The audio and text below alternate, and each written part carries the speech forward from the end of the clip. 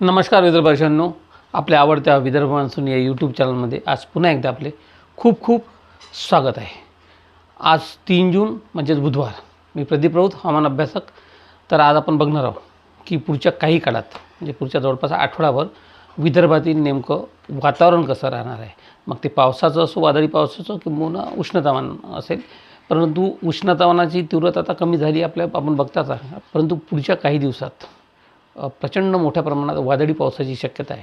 विशेषतः उद्या म्हणजे 4 तारखेला विदर्भाच्या अनेक भागात जबरदस्त वादळी पाऊस होऊ शकतो आणि हा वादळी पाऊस प्रचंड वेगवान वारा, विजा आणि मोठ्या प्रमाणात काही ठिकाणी गारपीटसुद्धा होण्याची शक्यता आहे। त्याच्यामुळे या पावसापासून उद्याच्या सावधान राहणं गरजेचं आहे। पुढच्या 2 ते 3 दिवस म्हणजे 4 तारीख असेल, 4, 5 आणि 6 या 3 दिवस विदर्भाच्या अनेक भागात आलटून पालटून वादळी पाऊस होणार आहे। उद्याचा जो आहे 4 तारखेचा पाऊस पश्चिम विदर्भात जास्त राहणार आहे। 5 तारखेला पूर्व विदर्भ आणि पश्चिम विदर्भ, 6 तारखेला पश्चिम विदर्भ, अशा पद्धतीचा हा पाऊस राहील आणि जवळपास पुढचे 3 ते 4 दिवस विदर्भात जोरदार वादळी पाऊस होईल। त्यानंतर 1-2 दिवस पुन्हा विश्रांती घेतल्यानंतर 9 ते 11 या दरम्यानसुद्धा विदर्भात अनेक ठिकाणी वादळी पाऊस होऊ शकतो 12 तारखेपर्यंत। आणि त्यानंतर पुन्हा एकदा 15-16 तारखेच्या पुढे हा पाऊस जरी होणार असला तरी हा मान्सून नाही, हे कृपया लक्षात ठेवा। विदर्भातील शेतकऱ्यांनी मान्सून अद्याप पोचलेला नाही, मान्सून अद्याप आलेला नाही आणि पुढच्या जवळपास 10 ते 12 दिवस विदर्भात मान्सून येणे नाही। मान्सून हा आपण मागच्या व्हिडिओत सांगितल्याप्रमाणे मान्सून विदर्भात हा 16-17 तारखेच्या किंवा 18 तारखेच्या पुढे येणार आहे। म्हणजे 20 जूनपर्यंत ते किंवा त्याच्या 1-2 दिवस मागे पुढे मान्सून विदर्भात सक्रिय होईल, कारण अद्याप मान्सून केरळातच पोचलेला नाही। त्यामुळं कृपया कोणीही शेतकऱ्यांनी हा मान्सूनचा पाऊस समजून पेरणीची घाई करू नका।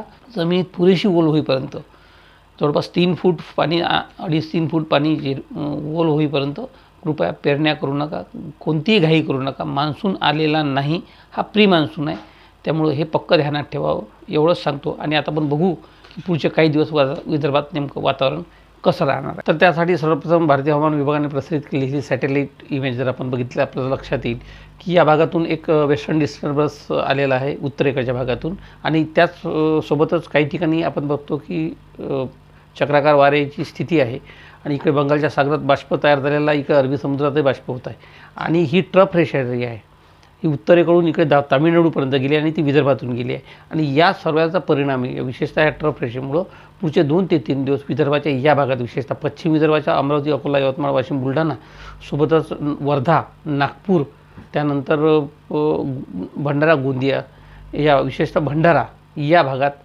जोरदार ते अतिजोरदार पाऊस होऊ शकतो आणि प्रचंड वादळी वारा, विजा मोठ्या प्रमाणात राहू शकतात या पावसात। अशा स्वरूपाचा हा पाऊस राहणार आहे। आता बघू आपण नेमकं कोणत्या भागात हा पाऊस होणार आहे। तत्पूर्वी आपण बघू की मान्सून नेमका सध्या कुठपर्यंत पोहोचला आहे, कारण की भारतीय हवामान विभागानं जाहीर केलं होतं की 26 तारखेपर्यंत मान्सून हा पोहोचेल केरळच्या भागात। आपण त्यावेळेसच सांगितलं होतं विदर्भ मान्सूनने की 29-30 तारखेपर्यंत मान्सून पोहोचणे नाही केरळमध्ये आणि तीच परिस्थिती आता ओढवली आहे। जवळपास आज 3 जून आहे, परंतु अद्यापही मान्सून केरळात पोहोचलेला नाही।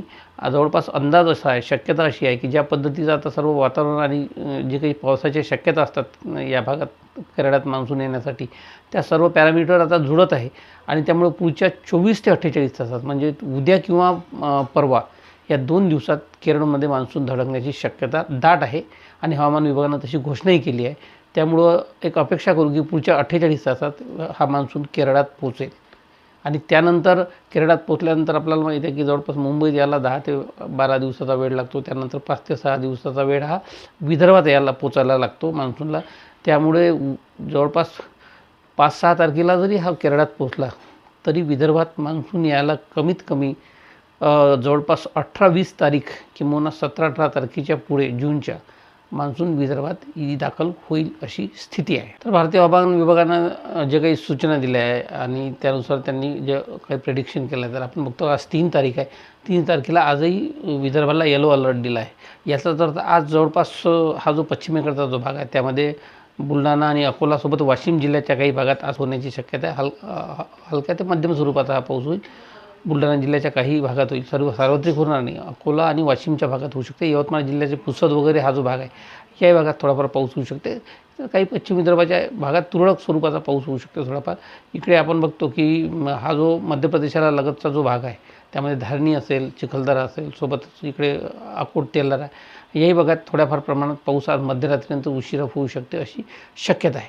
परंतु आपण बघतो की 4 तारखेला मात्र भारतीय हवामान विभागाने विदर्भात ऑरेंज अलर्ट दिला आहे. म्हणजे जबरदस्त असा वादळी पाऊस आणि विजांसह आणि काही ठिकाणी गारांसह होऊ शकतो. आणि विशेष म्हणजे हवेची तीव्रता खूप राहणार आहे. जवळपास 40 ते 60 किलोमीटर प्रति तास वेगाने वारे वाहण्याची शक्यता आहे. यामुळे वादळी स्वरूपाचे वारे सोबतच प्रचंड विजा आणि काही ठिकाणी गारपीट अशा पद्धतीचं वातावरण उद्या सायंकाळ दुपारनंतर विदर्भाच्या अनेक भागात राहणार. विशेषतः पश्चिम विदर्भातील अमरावती, यवतमाळ, अकोला, बुलढाणा या सर्व भागात जबरदस्त असा वादळी पाऊस होऊ शकतो.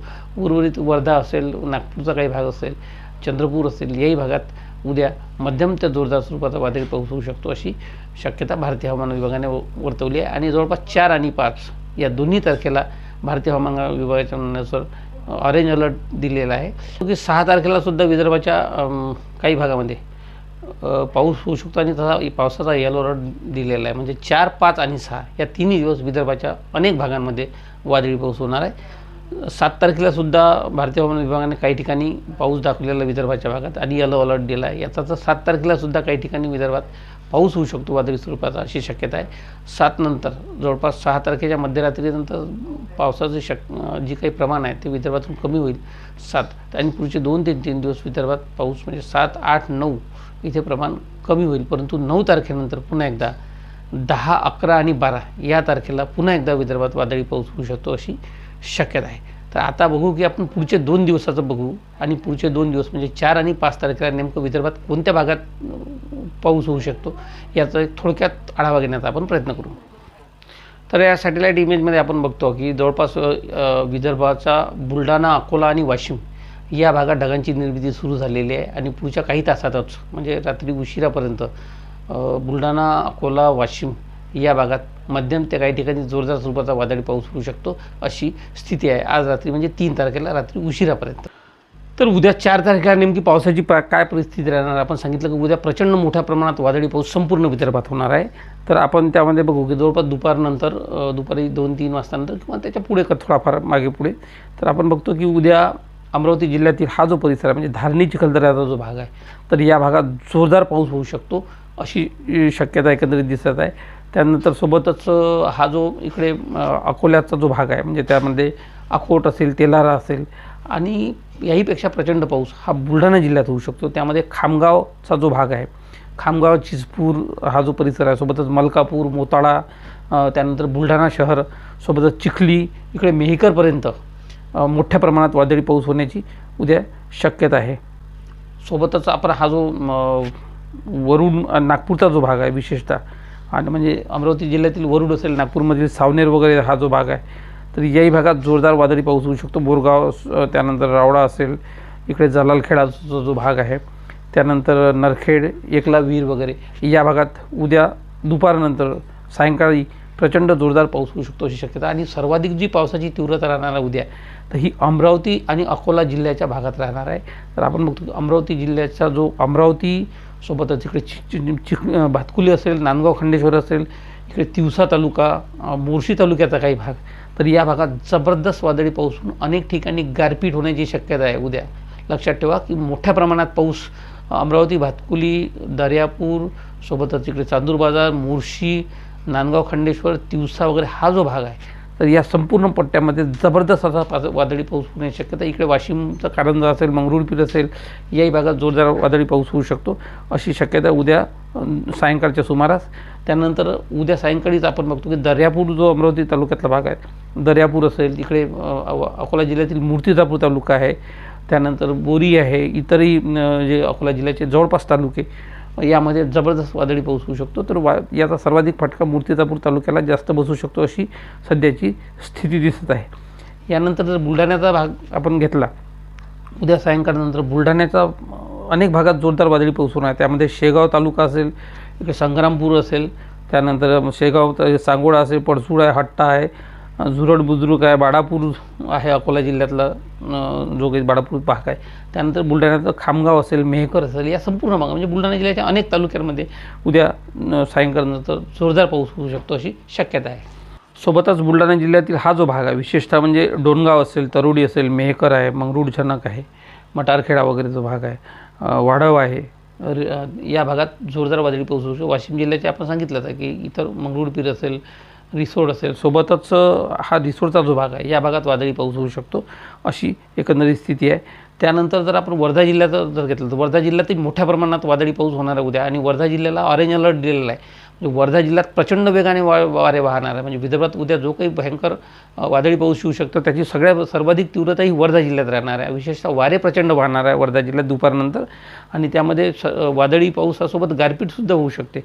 विशेषतः हा जो भाग आहे म्हणजे आर्वी, आष्टी तालुका, तळेगाव वगैरे जो हा जो भाग आहे, सोबतच आपण बघतो की हे साडफळ, हेटी, भदोळ, त्यानंतर पुलगाव तालुका आहे, सोबतच सेंद्री आहे, देवळी तालुका आहे, चाका आहे, त्याचसोबतच वायफळ वगैरे, हिरपूरचा हा जो भाग आहे, तर या संपूर्ण भागामध्ये वर्धेपर्यंत, तर इतकंच नव्हे तर उर्वरितही जो भाग आहे आजूबाजूचा म्हणजे केडझर असेल, सेलू असेल, सले, म्हणजे जवळपास एकंदरीत वर्धा जिल्ह्यात संपूर्ण जिल्ह्यामध्ये उद्या जबरदस्त असा वादळी पाऊस होणार आहे. भयंकर काही ठिकाणी गारा पडू शकतात, विजा पडू शकतात वर्धा जिल्ह्यात आणि प्रचंड वेगाने वारा वाहू शकतो वर्धा जिल्ह्याच्या जवळपास भागामध्ये. त्यानंतर नागपूर जिल्ह्याचा जर विचार केला तर उद्या नागपूर जिल्ह्यात सायंकाळनंतर आपण बघतो की नागपूर शहर सोबतच आजूबाजूचा संपूर्ण परिसर, हिंगणा असेल, त्यासोबतच इकडे कळमेश्वर असेल, व नरखेड आहे, काटोल आहे, या संपूर्ण भागासोबत इकडे कामठीचा भाग आहे, अड्याळ आहे, सोबतच पेंढारी आहे, गुमगाव आहे, कोलार आहे, रामा, आसोला,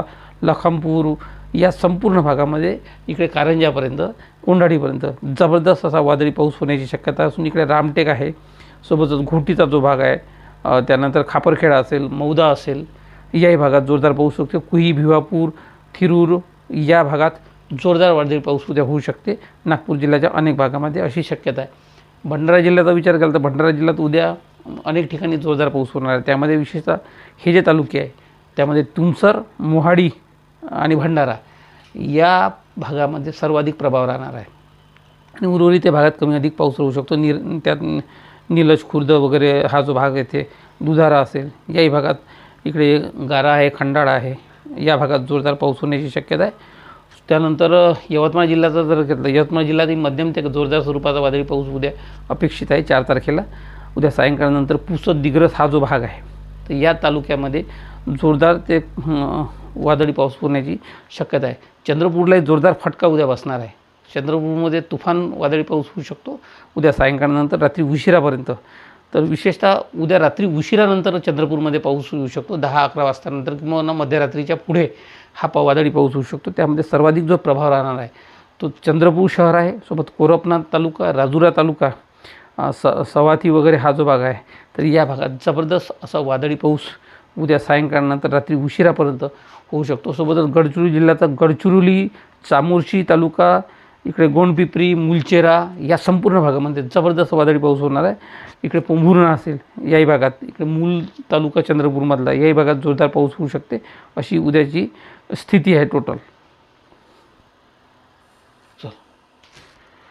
यानंतर शुक्रवारी म्हणजेच 5 तारखेला नेमकी काय परिस्थिती ही आता थोडक्यात बघू. तर 5 तारखेला अमरावती जिल्ह्यापासून सुरुवात केली तर अमरावती जिल्ह्याचा धारणी चिखलदरा जो भाग आहे तर या भागात जोरदार वादळी पाऊस होणार आहे. काही ठिकाणी गारासुद्धा होऊ शकतात. ते सोबतच इकडचा जो अकोट, तेलारा हा जो भाग आहे अकोला जिल्ह्याचा, याही भागात जोरदार पाऊस होणार आहे. वाशिम जिल्ह्याचा मंगरुळपीर, वाशिम, रिसोड हे जे भाग आहे तर या भागात जोरदार वादळी पाऊस 5 तारखेला होणार आहे. सोबतच यवतमाळ जिल्ह्यातील दिग्रस असेल, उमरी असेल, हडसूल आहे, वाई आहे, वाडड आहे, कंडाळी आहे, सतगरे आहे, पुसद आहे, त्यानंतर कान्हा वगैरे हा खडका जो भाग आहे खालचा तर याही भागात, धानोरा असेल याही भागात जोरदार पाऊस होऊ शकते अशी शक्यता. सोबतच आर्णी वगैरे जो तालुका आहे, आर्णी, भंडारी, पहूर, मागाटोळी, त्यानंतर वरुड, भोसा वगैरे या भागात मध्यम ते काही ठिकाणी जोरदार स्वरूपाचा वादळी पाऊस होण्याची शक्यता आहे. वर्धा जिल्ह्याच्या हा जो पुलगाव तालुका आहे तर 5 तारखेला वर्धा जिल्ह्याच्या पुलगाव तालुक्यात जोरदार पावसाची शक्यता असून आष्टी, आर्वी, इकडे वर्धा, सेलू हा भाग आहे, इकडे कोंढाळी, काटोल, नागपूर भागातला, नागपूर जिल्ह्यातला या भागातही जोरदार ते अतिजोरदार पाऊस होऊ शकतो. आणि सर्वाधिक पावसाची तीव्रता 5 तारखेला जी राहणार ती वाशिम जिल्ह्याचा हा जो रिसोड तालुका आहे, तर रिसोड, व्याड असेल, दाताळा असेल, केलुसुला आहे, सोबतच सेनगाव वगैरे हा जो भाग आहे, या भागात जोरदार पाऊस होऊ शकतो. मंगरुळजनक वगैरे जो भाग आहे, मांगुळजनक, येवता वगैरे याही भागात जोरदार ते अतिजोरदार वादळी पाऊस होण्याची शक्यता आहे 5 तारखेला वाशिमच्या या संपूर्ण भागामध्ये. त्यानंतर धारणी आणि चिखलदरा आपण सांगितलं होतं की या भागातही जोरदार वादळी पाऊस होईल आणि हा दुपारनंतर सायंकाळच्या सुमारास येणारा पाऊस आहे. अकोला जिल्ह्यातील तेल्हारा, अकोला, मंगरुळपीर, बोरी, सोबतच इकडे पातूर वगैरे हा जो म्हणजे अकोला जिल्ह्याच्या संपूर्ण तालुक्यांमध्ये 5 तारखेला सायंकाळपर्यंत म्हणजे दुपारनंतर सायंकाळपर्यंत जोरदार ते अतिजोरदार वादळी पाऊस होऊ शकतो अशी शक्यता आहे. यानंतर हा जो यवतमाळचा जो पुसद वगैरे तालुका आहे, पुसद आहे, इकडे दिग्रस आहे, या भागात जोरदार वादळी पाऊस होण्याची शक्यता असून त्यानंतर बुलढाणा जिल्ह्याचा विशेषतः हा जो बिरोटी, नेपानगरला लागूनचा मध्य प्रदेशचा जो भाग आहे, मलकापूर असेल, त्यामध्ये संग्रामपूर असेल, तर या भागात जोरदार वादळी पाऊस होण्याची शक्यता आहे. खामगाव वगैरे याही भागात वादळी पाऊस होऊ शकतो. बंद करा. सोबतच 5 तारखेला आपण बघतो की सायंकाळी रात्री उशिरा इकडे चिखलदरा असेल, अचलपूर असेल, सोबतच दर्यापूर, मूर्तिजापूर, अकोट या अकोला जिल्ह्यातला, तर या सर्व भागामध्ये अकोल्यापर्यंत मध्यम ते जोरदार स्वरूपाचा वादळी पाऊस होणार आहे. म्हणजे एकंदरीत सांगायचं झालं तर 4 आणि 5 तारखेला विदर्भाच्या सर्वच भागात जबरदस्त असा वादळी पाऊस होणार आहे आणि 4 तारखेला याची तीव्रता सर्वाधिक असेल. त्यामध्ये अमरावती आणि वर्धा या 2 जिल्ह्यामध्ये भयंकर वादळी पाऊस होऊ शकतो. वाऱ्याचा वेग प्रचंड राहू शकतो. सोबतच चंद्रपूरमध्येही म्हणजे हा जो पट्टा आहे पूर्ण म्हणजे या भागातून हा जो पश्चिमी विक्षोभ जो आहे तो हा या भागातून येणार आहे आणि तो सरळ असा सरकेल. म्हणजे याचा अर्थ त्याची तीव्रता सर्वाधिक राहणारा अमरावती, वर्धा, चंद्रपूर या जिल्ह्यामध्ये भयंकर राहू शकते. विशेषतः वर्धा जिल्ह्यात वाऱ्याची वेग खूप राहू शकते. अमरावती जिल्ह्यातसुद्धा वाऱ्याचा वेग राहू शकते. चंद्रपूरमध्ये वाऱ्याचा वेग राहील. सोबतच गारपीटसुद्धा या 3 जिल्ह्यात प्रामुख्याने होण्याची शक्यता एकंदरीत दिसत आहे. म्हणजे एकंदरीत पुढचे 3 दिवस विदर्भात प्रचंड जोरदार वादळी पाऊस होणार आहे. त्याचं स्वरूप उद्या भयंकर राहणार आहे. म्हणजे 4 तारखेला खूप जास्त पाऊस हा विदर्भाच्या अनेक भागात कोसळणार, गारपीट होऊ शकते, काही ठिकाणी वादळी वारा, विजा कोसळू शकतात. 7 तारखेपर्यंत ही परिस्थिती कायम राहील. 7 नंतर पावसाचा प्रभाव कमी होईल. परंतु या 3 दिवसात सकाळी मात्र टेम्परेचर असेल, तापमान असेल सकाळी 40 डिग्रीपर्यंत किंवा त्यापेक्षा 1 डिग्री मागे पुढे तापमान राहू शकते. दुपारनंतर मात्र प्रचंड थंडावा होईल आणि पाऊस होईल. परंतु 7 तारखेनंतर मात्र विदर्भातील जे काही तापमान आहे हे प्रचंड वेगाने खाली येईल आणि जवळपास 35-36 डिग्रीपर्यंत ते पाऊस येऊ शकतो. म्हणजे खऱ्या अर्थानं पावसाळ्यात जे वातावरण निर्माण होते ते आपल्याला 2-3 दिवसानंतर दुपारचंही अनुभवायला भेटेल. एवढंच त्यानिमित्ताने सांगतो. परंतु दुसरी एक महत्त्वाची गोष्ट पुन्हा एकदा सांगतो, कारण की मी आता प्रत्येक व्हिडिओत सांगणार आहे. विदर्भात, महाराष्ट्रात आणि देशात मोठा दुष्काळ पडण्याची शक्यता आहे. त्याचं कारण आहे अल निनो. हे मागच्या भागात आपण विस्तृतपणे सांगितलं आहे. पुन्हा एकदा सांगतो की दुष्काळ पडू शकते. अवर्षणग्रस्त भाग विशेषतः मराठवाडा, विदर्भात याला फटका बसू शकतो. पश्चिम महाराष्ट्रातही मोठ्या प्रमाणात दुष्काळाची तीव्रता जाणवणार आहे. त्यामुळं पुढच्या काळात म्हणजे पाऊस फार कमी येणार आहे. आता जो काही सुरुवातीला प्री मान्सून असेल तो आपण बघतो की कसा बाधित होऊन राहिला. म्हणजे 26 तारखेला मान्सून येणार हे सांगितलं होतं भारतीय हवामान विभागानं. आज 8 दिवस उलटले 26 तारखेला, अजूनही मान्सून केरळात पोचलेला नाही. त्यामुळं ही अनियमितता आता याच्या पुढच्या काळात अशीच राहू शकते आणि मान्सून याचा प्रचंड इफेक्ट होऊ शकतो याचा आणि त्यामुळं पावसाचं प्रमाण कमी होऊ शकते. जवळपास जून-जुलैत अल निनो प्रचंड मोठ्या प्रमाणात सक्रिय होईल आणि पावसाचं प्रमाण जुलैच्या पुढे अधिक घटणार आहे. त्यामुळे जी काही शेतकऱ्यांनी खबरदारी घ्यायची आहे त्या विशेषतः तूर असेल, उडीद असेल, मूग असेल किंवा इतरही पिकं आपल्याला माहीत आहे ते सांगायची आपल्या शेतकऱ्यांना आवश्यकता नाही. ज्यात कमी पावसात जी पिकं येते ती पिकं प्रामुख्यानं घ्या. शेतीची मशागत करताना या वर्षीच्या पाण्याचा थेंब हा शेतात जिरला पाहिजे. पाणी वाया जाऊ देऊ नका, कारण की अतिशय महत्त्व येणार आहे या पाण्याला. कारण का अतिशय कमी पाऊस असल्यामुळं जवळपास तरी त्या तुलनेनं विदर्भात परिस्थिती बरी राहील असं मला तरी वाटते इतर राज्याच्या तुलनेनं. परंतु पाऊस कमीच राहणार आहे. तर हा 80% 82% ते 85% दरम्यान पाऊस येऊ शकतो. जरी हवामान विभागानं 90% आणि 4% मागे पुढे सांगितलं, याचा अर्थ 87-86 त्यांनी सांगितलं, त्यापेक्षाही पाऊस कमी होईल अशी एकंदरीत स्थिती आहे. त्यामुळं घाबरून जाण्याचं कारण नाही. भीतीत भिजण्याचं कारण नाही, परंतु नियोजन शेतीचं करणं आवश्यक आहे. पिण्याच्या पाण्याचंही नियोजन प्रशासनानं करणं आवश्यक आहे. राज्य सरकारनं या बाबीकडे अतिशय गांभीर्यानं लक्ष देणं जरुरीचं आहे. कारण की प्रचंड भीषण पाण्याची टंचाई ऑगस्ट सप्टेंबरनंतरच निर्माण होईल अनेक भागात महाराष्ट्राच्या, विदर्भाच्या. त्यामुळे या सर्व गोष्टीचा आढावा घेऊन आपण सर्वांनी नियोजन करावं एवढंच सांगतो आणि आजच्या भागात येथेच थांबतो. पुन्हा एकदा नवीन माहितीसह नवीन भागात भेटू. तोपर्यंत आपण आम्हाला रजा द्यावी. नमस्कार, धन्यवाद. जय हिंद, जय भारत, जय महाराष्ट्र, जय विदर्भ.